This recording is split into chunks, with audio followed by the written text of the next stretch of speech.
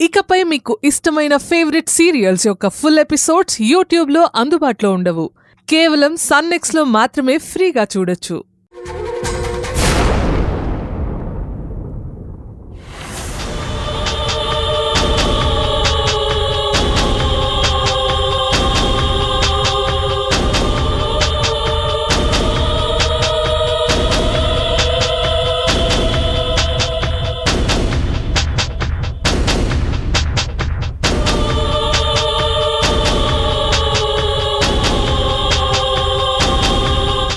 మహేష్, ఏంట్రా ఇది? హాస్పిటల్ నుంచి ఎవరికి చెప్పకుండా ఇంటికొచ్చేసావు? నీ కోసం పిచ్చిదానిలాగా ఎక్కడెక్కడ వెతికానో తెలుసా? నువ్వు నా కోసం వెతుకుతున్నావు, నేను స్రవంతి కోసం వెతుకుతున్నా.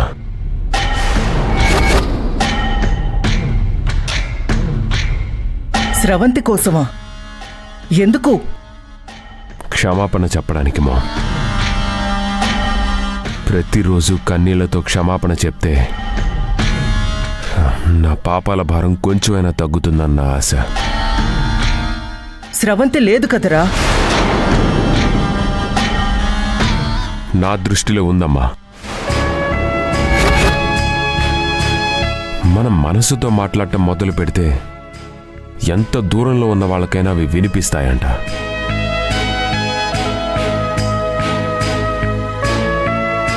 స్రవంతి వాళ్ళ నాన్నతో అలాగే మాట్లాడేది.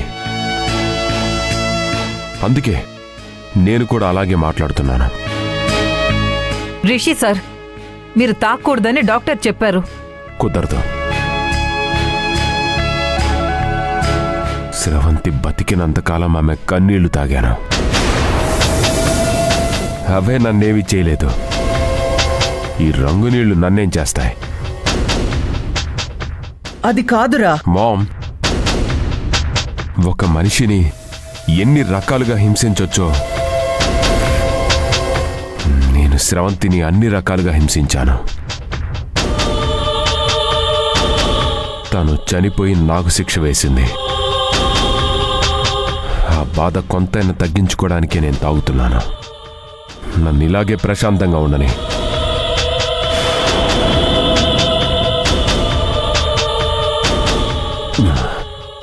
ఇటివు. ఏంటి సిరి ఇది? వీడిలా తయారయ్యాడేంటి? చిన్నప్పటి నుంచి వీడికి పగ ప్రతీకారాలు తప్ప మరేవీ తెలియకుండా పెంచాను. అలాంటిది సడన్ గా ప్రేమ అంటాడేంటి? మేడం, ఆయన స్రవంతి పోయిన షాక్లో ఉన్నారు. ఆ స్రవంతిని కూడా తనే చంపాననే అనుకుంటున్నారు. పశ్చాత్తాపంతో బాధపడే మనిషికి మీరు నేర్పిన పాఠాలేవి గుర్తుండవు. మరిప్పుడెలా? డాక్టర్ చెప్పినట్టు ముందు ఆయన్ని రీహాబిలిటేషన్ సెంటర్లో చేరుద్దాం మేడం. తాగుడు మానేస్తే స్రవంతిని కూడా మర్చిపోవచ్చు. లేకపోతే స్రవంతిని తలుచుకుంటూ తన చావు తానే వెతుక్కునేలా ఉన్నారు. నో, అలా జరగడానికి వీల్లేదు. వాడు తాగుణ్ణి, స్రవంతిని రెండింటినీ మర్చిపోవాలి. మంచి రీహాబిలిటేషన్ సెంటర్ చూడు, వీణ్ణక్కడ చేరుద్దాం. తాగుడు మానేసిన తర్వాత వీణ్ణెలా మార్చుకోవాలో నాకు తెలుసు. అలాగే మేడం.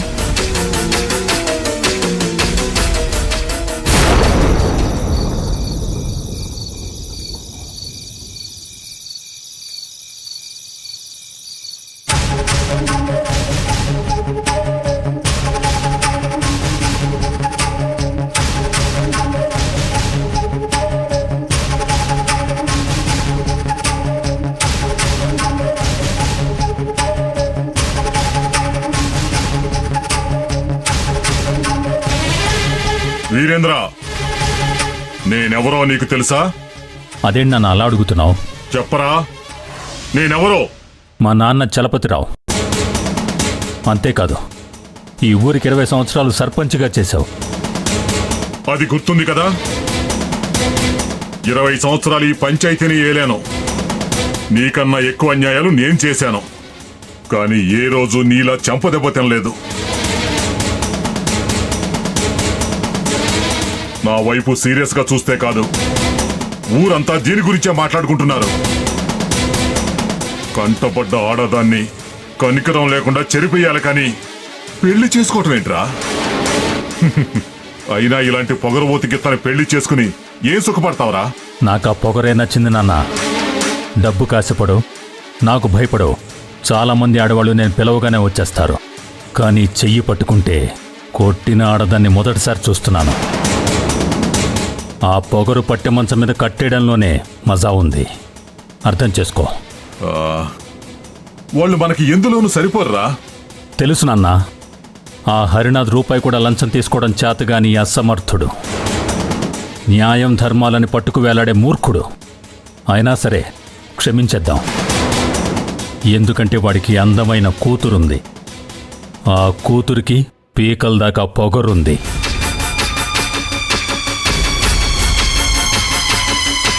అయితే ఇప్పుడేమంటావురా? నిన్ను చెంపదెబ్బ కొట్టిందని పెళ్లి చేసుకుంటావా? అవును, చేసుకుంటాను.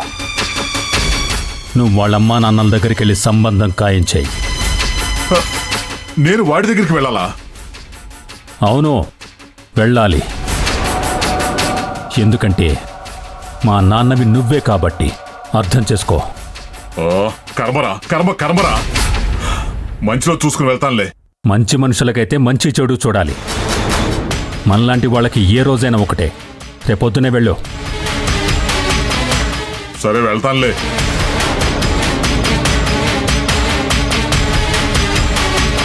ఎవరైనా కొడుకుని కంటారు, నేను కొరివిని కన్నాను. ఛ!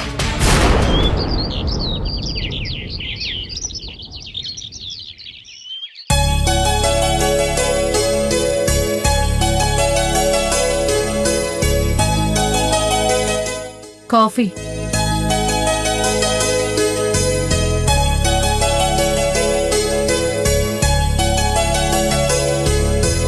మీకు ఇంట్లో జరుగుతున్న ముచ్చట్లు సరిపోవడం లేదా? దేశంలో వార్తలని చదువుతున్నారు. ఇదిగో, అలా చుట్టూ తిప్పి మాట్లాడకు. ఏం చెప్పదలుచుకున్నావో ముక్కుసూటిగా చెప్పు. ఇంకా ఏం చెప్పాలి? మీ కూతురు వెళ్ళి సర్పంచ్ను కొట్టేసొచ్చింది. ఊరంతా దీని గురించే మాట్లాడుకుంటున్నారు. వాళ్ళు ఎప్పుడేం చేస్తారోనని భయంతో చస్తున్నాను.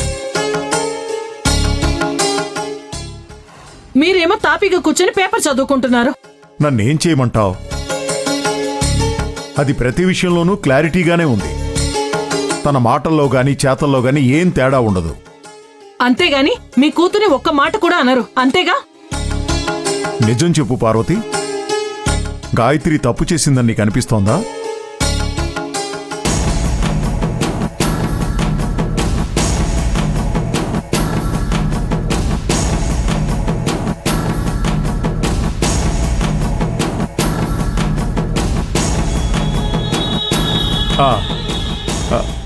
నమస్కారం అండి. రండి రండి రండి. కూర్చోండి కూర్చోండి.